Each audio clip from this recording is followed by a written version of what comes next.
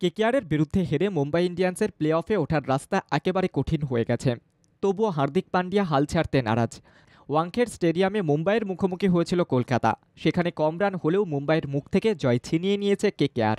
২৪ রানে জয়ী হয়েছে Kolkata night Riders বাহিনী। ১২ বছর পর ওয়াংখেড় স্টেডিয়ামে জয়ী হয়ে আত্মবিশ্বাসী হয়ে উঠেছেন শ্রেয়স আয়াররা।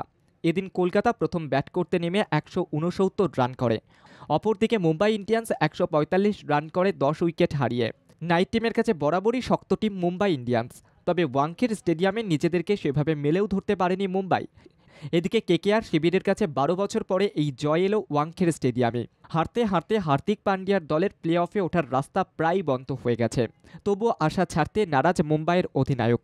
হার্দিক জানিয়েছেন, বোলারেরা ভালো খেলেছে, খুব ভালো বল করেছে ওরা, তবে আরও উন্নতি করতে হবে দলকে, লড়াই চালিয়ে যেতে হবে। তিনি নিজেকেও এটাই সবসময় বলেন বলেই উল্লেখ করেছেন। লড়াই ছেড়ে যাওয়া উচিত হবে না বলেই জানিয়েছেন হার্দিক। এদিকে লিগ তালিকায় রাজস্থান রয়্যালসের পরেই রয়েছে কলকাতা নাইট রাইডার্স। ১০ ম্যাচে ১৪ পয়েন্ট পেয়েছে তারা। অপরদিকে মুম্বাই রয়েছে নবম স্থানে। ১১টি ম্যাচ খেলে ৩টিতে জয়লাভ করেছে মুম্বাই ইন্ডিয়ান্স। হার্দিকদের প্লে অফে ওঠার রাস্তা কঠিন হলেও সেখান থেকে ঘুরে দাঁড়ানোর একটা বার্তা দিয়েছেন হার্দিক।